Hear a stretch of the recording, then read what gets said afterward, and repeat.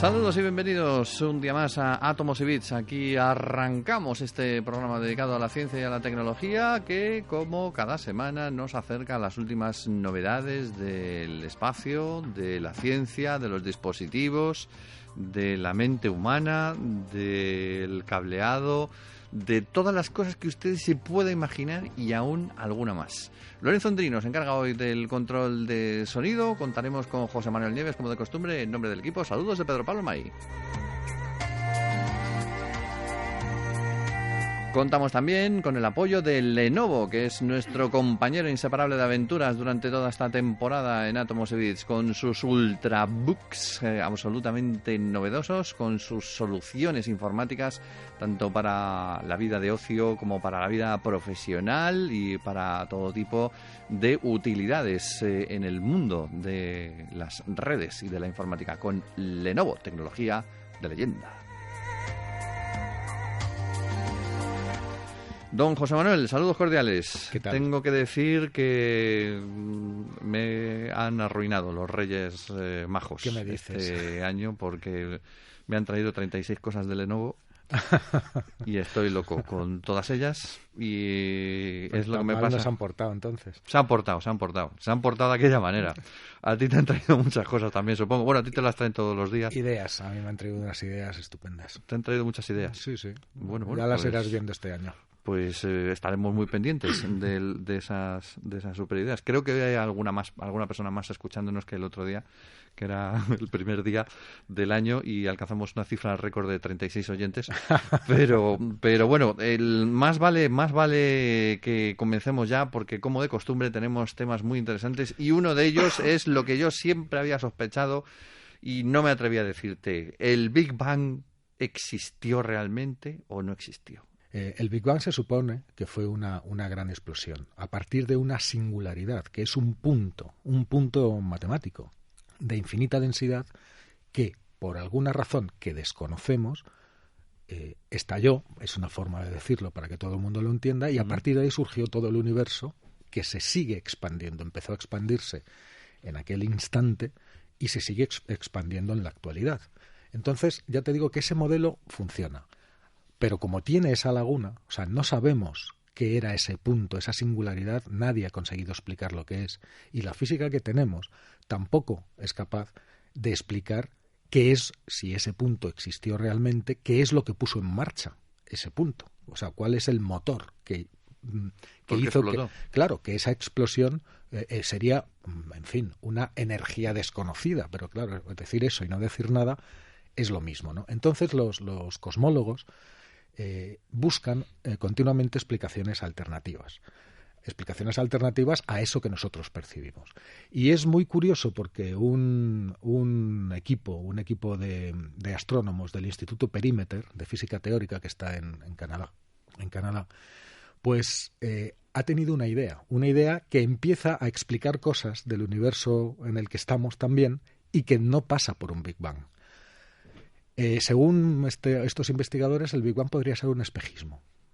Fíjate, un espejismo sería lo que nosotros percibimos, pero porque somos incapaces de percibir algo fuera de nuestro propio universo. Pero se plantea lo siguiente.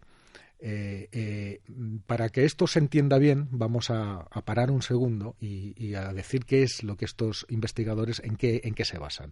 Vamos a poner un ejemplo conocido, por ejemplo, un agujero negro. Un agujero negro, que todos sabemos que es un punto, es una región de espacio de muchísima gravedad, muy comprimida, probablemente el resultado, muchos de ellos como resultado de la explosión en forma de supernova de una estrella, que expulsan violentísimamente las capas externas y cuyos núcleos estelares se colapsan hasta puntos impredecibles, tanto que forman a su alrededor una región de la que nada puede escapar, ni siquiera la luz, a 300.000 kilómetros por segundo, por eso los llamamos negros. Entonces, justo alrededor, en el borde entre el universo nuestro y los dominios del agujero negro, hay una tenue línea que se llama horizonte de sucesos. El horizonte de sucesos es una frontera que si cualquier objeto, cualquier materia la cruza, ya jamás puede regresar, ni siquiera la luz. Y en este universo, que es un universo tridimensional, el horizonte de sucesos es un objeto de dos dimensiones, es como una frontera, como una línea en forma esférica alrededor del agujero negro. Pero ¿qué sucedería? ¿Qué sucedería si estuviéramos viviendo en un universo de más dimensiones? Por ejemplo, si nuestro universo fuera un trozo dentro de otro universo de más dimensiones. Esto es lo que han teorizado. Entonces, en el año 2002 ya había una teoría según la cual nuestro universo no era lo que nosotros pensábamos, sino una brana, una especie de objeto, una especie de hiperesfera, una especie de objeto que sería el resultado de la explosión de una estrella en forma de supernova de 4 dimensiones. Una estrella de 4 dimensiones. Si nosotros estamos en un universo multidimensional, el resultado de la implosión de una estrella de 4 dimensiones no es el horizonte de sucesos, no es de 2 dimensiones como el nuestro, sino sería una realidad, un objeto de 3 dimensiones. Y eso sería una brana, es decir, eso sería nuestro universo. Estos equipos del Instituto Perimeter, este equipo, ha hecho una simulación de qué pasaría en el hipotético caso de que una estrella tetradimensional de 4 dimensiones estallara en forma de supernova. Y hete aquí que ha encontrado que lo que pasaría es precisamente esto, que se formaría una brana que se expandiría. Nosotros, que vivimos dentro de esa brana, dentro de ese horizonte de sucesos tridimensional de una estrella de 4 dimensiones que acaba de colapsar, percibiríamos la expansión tal y como la percibimos. Y pensaríamos, claro, si ahora se expande, como pensamos, si ahora se expande y se hace cada vez más grande, en el pasado era más pequeño, todavía más en el pasado era más pequeño, y llega un punto en el pasado en el que era un punto, que es la singularidad que nosotros vemos. Pero como lo estamos viendo desde dentro, esta forma de percibir lo que es correcta y que explica cosas, no nos da la totalidad. No nos dice, sería un espejismo porque la realidad sería que estamos dentro de una brana, de un espacio tridimensional creado por el colapso de una estrella de 4 dimensiones. Estaríamos en el horizonte de sucesos de un agujero negro tetradimensional. Eso es lo que han explicado. ¿Qué tipo de ventajas tiene esta idea aparentemente tan peregrina? Bueno, pues de momento pues consigue explicar uno de los misterios mayores que hay en el universo, que es el de la uniformidad de la temperatura. Miramos donde miramos, miremos donde miremos, a la distancia que miremos, hay una sorprendente igualdad en la temperatura media del universo. Eso quiere decir que en el origen de este universo tuvo que suceder algo que uniformara la temperatura y que esa uniformidad se extendiera. ¿Por qué? Porque por el tamaño que tiene el universo y los cálculos que se han hecho, el universo no ha tenido el tiempo suficiente, a pesar de tener 13.700 millones de años, para llegar al equilibrio térmico. Es decir, para que debería de haber, en buena ley, debería de haber zonas más calientes, zonas más frías, tal. El equilibrio térmico es lo que pasa cuando llenamos una bañera y la separamos por la mitad y la llenamos la mitad con agua fría y la mitad con agua caliente y de repente quitamos la barrera. Bueno, pues hay un periodo de tiempo en el que el agua fría con la caliente se mezcla, creando vórtices, zonas calientes, zonas frías. Imaginemos que esa bañera es nuestro universo. Tiene que pasar el tiempo suficiente para que esas dos aguas se mezclen tan bien y tan perfectamente como para que estén todas a una temperatura uniforme. En el universo nuestro se da esa temperatura uniforme, pero no ha pasado el tiempo suficiente, si hubiera sido así, desde el Big Bang. Sin embargo, esta nueva teoría, esta teoría del universo de 3 dimensiones dentro de uno de más dimensiones, claro, nos hace suponer que el universo grande, el que nos contiene, ese sí podría llevar muchísimo más tiempo existiendo. Ahí sí podría haber habido grandes regiones en las que la temperatura fuera uniforme. Y nuestro universo, nuestro pequeño universo dentro de este gigantesco universo mayor, sí podría haber heredado esa temperatura. Nosotros, para explicar ese equilibrio térmico, se ha desarrollado lo que es la teoría de la inflación.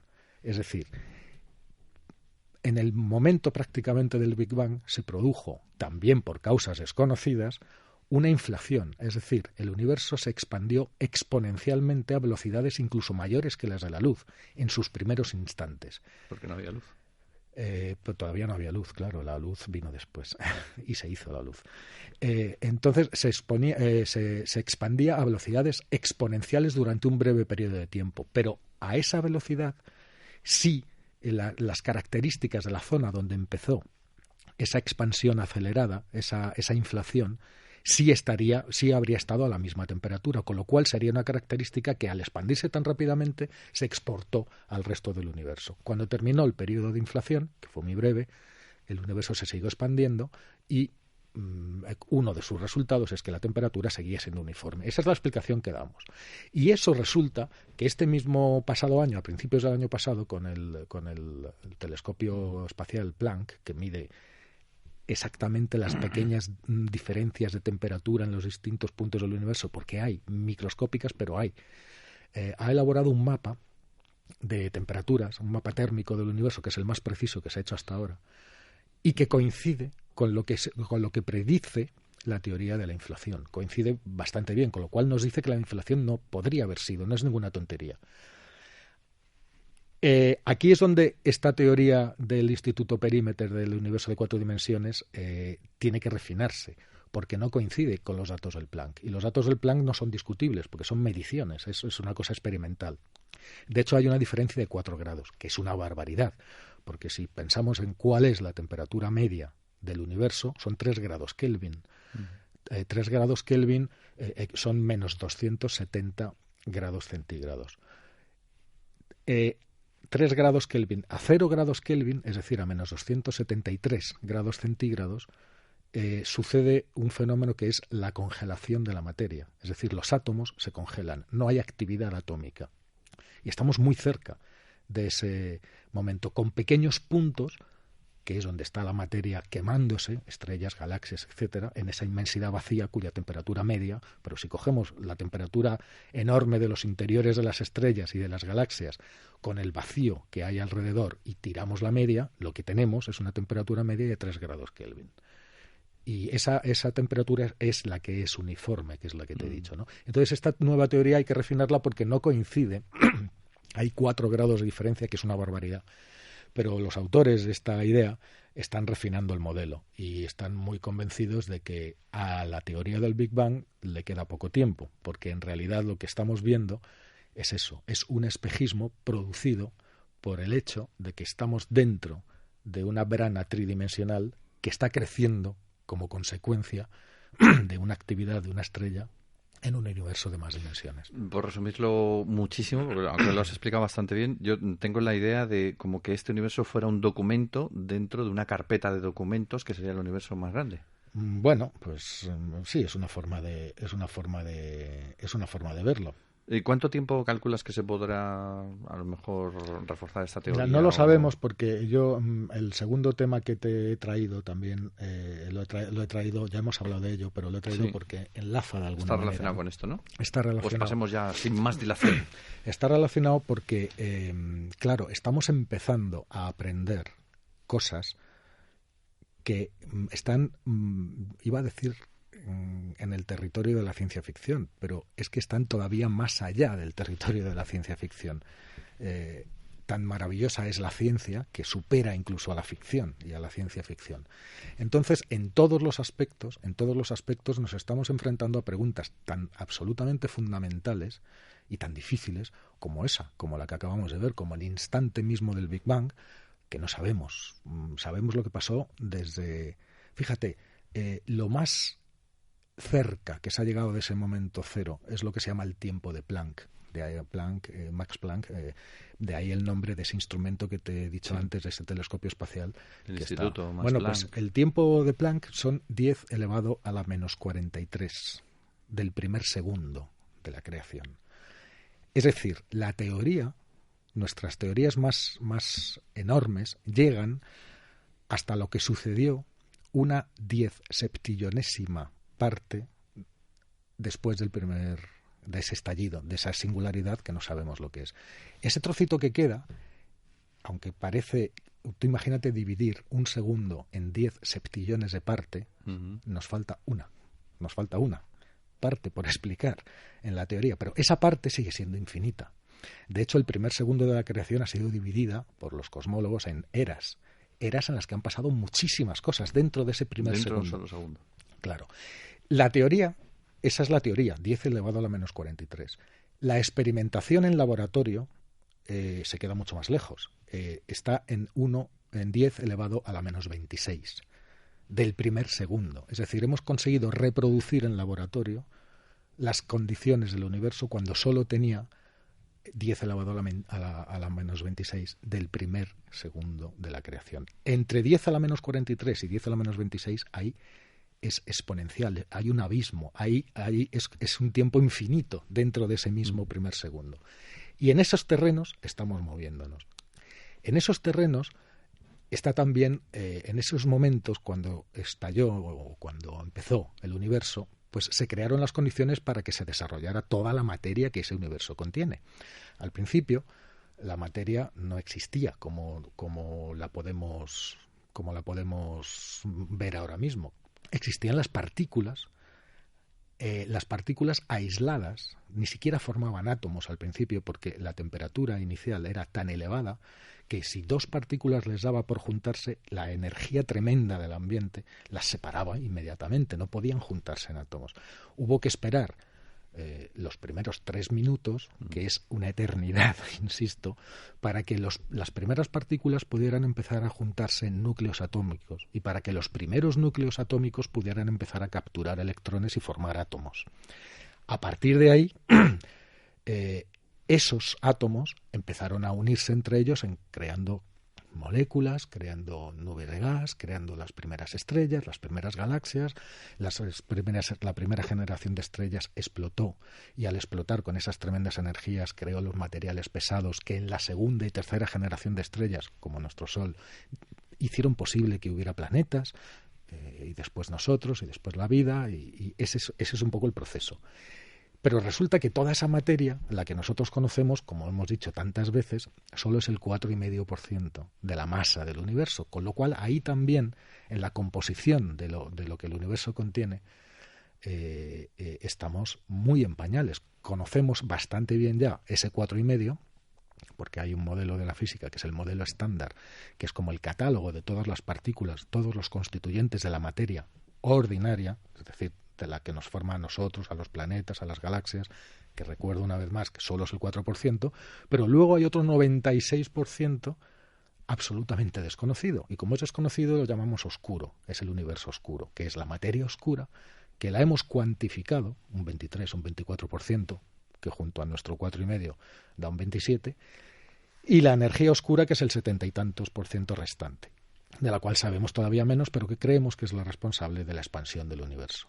Entonces, dentro de toda esta pelea por la comprensión última de quiénes somos y de cómo hemos llegado hasta aquí, en el LHC, comentamos hace unas semanas, justo antes de apagar, porque lo apagan ahora para tareas de mantenimiento hasta el mes de abril, dieron los resultados de esta primera etapa de funcionamiento, este primer momento de funcionamiento de su segunda etapa, porque había estado parado 2 años porque se actualizó, arrancó otra vez en el 14 durante unos meses para probarse al doble de energías de colisión de lo que había hecho en la etapa primera, que fue, por ejemplo, cuando se descubrió el bosón de Higgs. Sí.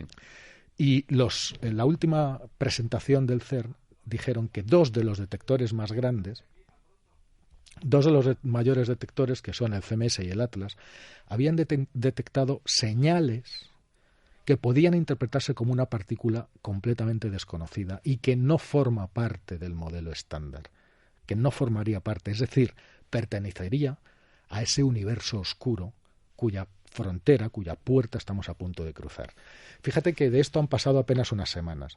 Bueno, pues para que veas, y el LHC no se va a poner en marcha hasta el mes de abril. Sí. Bueno, pues ya hay 95 estudios publicados en revistas científicas intentando interpretar qué son esas señales. Son señales de colisiones, o sea, se hacen colisiones, en este caso protones con protones, se chocan y los eventos y los sucesos que se producen después de esa colisión es lo que los investigadores analizan y estudian. ¿Qué ocurre con esta señal de una partícula desconocida? Que puede quedarse en nada, ya lo dijimos en su momento y ahora es importante repetirlo, puede no ser nada, puede ser simplemente una anomalía estadística, Pero también puede ser, y el hecho de que sean dos detectores de los grandes los que hayan encontrado lo mismo, podrían ser los signos de una partícula superpesada que no está dentro del modelo estándar. Esa partícula superpesada podría, aquí estamos ya en el condicional, podría ser la primera partícula supersimétrica que se detecta. Hay una teoría, porque está toda por comprobar. O sea, el modelo estándar era una teoría comprobada, que funciona y que hemos cerrado. A partir de ahora hay ideas. Alguna de esas ideas podría ser buena y otras no. O ninguna podría ser buena. Eso lo veremos en el futuro. La supersimetría lo que nos dice es que a cada partícula que nosotros conocemos tiene como una imagen en el espejo, en el otro lado, en el lado oscuro del universo, tiene un gemelo supersimétrico, que es una partícula supermasiva que se asocia con la nuestra. ¿Eso qué podría significar? Podría significar que nuestro universo fuera un reflejo de otro universo de partículas supersimétricas, que a nivel cuántico, cada partícula de las que nos forma este universo estaría relacionada con su socio supersimétrico en ese otro universo. Si eso fuera verdad, estaríamos hablando ya de universos paralelos para empezar. Y si ese fuera el caso de que por primera vez se ha conseguido detectar una partícula supersimétrica, pues imagínate tú el carajal que vamos a montar el año que viene. Pero esa es una posibilidad. Otras posibilidades es que fuera una especie de primo superpesado del bosón de Higgs. O incluso que fuera el famoso gravitón, que es la única partícula mensajera que no hemos logrado todavía detectar. Las partículas mensajeras son las que transportan la unidad mínima de energía de las 4 fuerzas de la naturaleza, las 4 fuerzas fundamentales, que son el electromagnetismo, que lo conocemos muy bien, y gracias a eso, y gracias a que conocemos a su partícula mensajera, que es el electrón, y el fotón, que es el fotón, hemos desarrollado toda la tecnología gracias a que dominamos eso. Luego hay otras 2 fuerzas que son la fuerza nuclear fuerte y la débil. La débil es la que es responsable de la radiación, de la radiactividad, y gracias a eso, gracias a que conocemos a esas partículas, pues somos capaces de detectar las radiaciones de todas las estrellas que hay por ahí. La fuerza nuclear fuerte es la responsable de la cohesión del núcleo atómico, la que mantiene unido el núcleo de los átomos, los protones con los neutrones, esa fuerza. Cuando hemos conseguido romper esa fuerza, esa cohesión, pues tenemos la energía nuclear. Es decir, son conocidas y dominadas. Pero la cuarta fuerza, que es la gravedad, no hemos encontrado la partícula mensajera de la gravedad, se la llama gravitón. No la hemos encontrado. Y resulta que la gravedad es una fuerza fundamental, la que mueve todo el universo. Y esa partícula fundamental, la que transporta la unidad mínima de gravedad, sabemos cuál transporta la unidad mínima de luz y de radiación y de fuerza nuclear, pero la de la gravedad se nos ha escapado. ¿Podría ser esta señal una señal del gravitón? Pues también sería una posibilidad, pero para eso, ya digo, hay que esperar. Yo con lo que me quedo es que tanto en la parte grande, el estudio de lo infinitamente grande, que es la cosmología, y de lo infinitamente pequeño, se tocan y están intentando explicar lo mismo desde puntos diferentes. Estamos en un momento que va a ser mágico para la ciencia, porque nos va a llevar a todo ese universo oscuro que hasta ahora se nos ha escapado. Esto que acaban ustedes de escuchar es una lección magistral y lo demás son cuentos. Lo de arriba se junta con lo de abajo, ¿eh? Me da la impresión a mí, de todo lo que es la sensación que he sacado de todo lo que nos has contado, y desde luego los dientes muy largos. Espero no haber sido demasiado denso. Porque... No, que va. Ha estado muy bien paso a paso explicando para llegar a la materia oscura, que es donde estábamos al principio, porque seguimos sin saber lo que es. Ahí estamos. Pero por lo menos tenemos muy claro hacia dónde hay que seguir trabajando, ¿no? Claro, empezamos a tenerlo claro, que eso es lo bueno, y estamos ahora ya ante preguntas realmente, estamos atravesando una puerta, como he dicho en otras ocasiones, estamos atravesando por primera vez una puerta hacia lo desconocido, hacia lo absolutamente desconocido. La ciencia siempre busca lo desconocido, pero lleva una guía, que son las teorías, y las teorías te indican con lo que tú te puedes encontrar. Tú lo que haces es intentar validar esas teorías e intentar encontrar lo que la teoría dice que tienes que encontrar, pero por primera vez nos movemos sin guía, sin teorías. Las teorías que teníamos se han agotado, necesitamos teorías nuevas que probablemente todavía no existen y estamos cruzando ese umbral. Mientras llegan las nuevas teorías y viendo que vamos ya deprisa y corriendo hacia el final de nuestro programa de hoy, no podemos olvidar nuestra parte tecnológica. Vamos a respirar profundamente. Sí, déjame que baje porque a mí me hace subir a unos puntos que luego no puedo bajar. Vamos a respirar profundamente y a citar con cierta brevedad lo que va a ser uno de los acontecimientos, uno de los acontecimientos tecnológicos de este año, el CES 2016. Sí, se está celebrando en Las Vegas y pronto tendremos el nuestro, que es el Mobile World Congress, que es la parte europea, pero en el CES, que es la gran feria de la electrónica y del consumo. Voy a limitarme. ¿Cuánto tiempo tenemos? 2 minutos. 2 minutos. Pues mira, pues en 2 minutos, aparte de las cosas concretas, me da tiempo a decirte cuáles son las tendencias de las cosas que vamos a ver. Explosión absoluta de los coches inteligentes. O sea, las cabinas de los coches se convierten, entran de lleno ya. Ya no, ¿te acuerdas cuando decíamos que empezábamos con el coche conectado y tal? Bueno, sí. A partir de ahora se acabó. O sea, los coches... hemos visto hace apenas unos días el acuerdo histórico de Google con Ford para fabricar coches autónomos. O sea, que ya son capaces de ir solitos y que están hiperconectados exactamente igual que si estuviéramos en nuestra casa o más. Es decir, vamos a poder ir en el coche haciendo nuestro trabajo, haciendo lo que nos dé la gana, conectándonos y tal, mientras el coche... Se va a perder la magia. Mientras, si lo que sí, gusta es llevar el coche, pero que te lleve el coche... También se ha perdido la magia de darle a la manivela para arrancar el motor, que tenía su aquel seguramente, ¿no? Bueno, esa es una de las tendencias que estamos viendo, porque todas las grandes marcas están haciendo sus grandes presentaciones. Uh-huh. Segundo, esa misma inteligencia llega a lo grande ya a los televisores. O sea, los televisores se convierten en otra pantalla conectada más. Todas las grandes marcas están presentando los suyos, no vamos ahora, todas ellas, LG, sobre todo LG, Samsung también, todos los Sony están presentando lo suyo y esa es otra gran tendencia. Y el famoso Internet de las Cosas, o sea, los drones y la realidad virtual, la VR, la realidad aumentada, está inundándolo todo y muy pronto vamos a verlo. Hemos podido ver ya cosas, incluso en España, como un telediario de Antena 3 hecho con realidad aumentada, en el que tú lo veías en el móvil y podías mirar y girar el móvil y veías todo el plató, las cámaras, podías ver lo que tú quisieras en vez de solamente a los presentadores. Ese modelo de visualización llega ya a los dispositivos más comunes y en el CES estamos viendo también un montón de tecnología hacia esto. Y no me da mucho tiempo a más, pero bonito momento para los amantes de la tecnología. Iremos detallando a medida que vayan presentándose esos nuevos proyectos. José Manuel Nieves, gracias por habernos acompañado y veo que todo lo que me he comprado, todo lo que me han traído los Reyes en estas fechas no me va a servir para nada dentro de 6 meses porque van a presentar cosas nuevas. Está un poquito viejo ya todo. El fútbol es así. No, es así.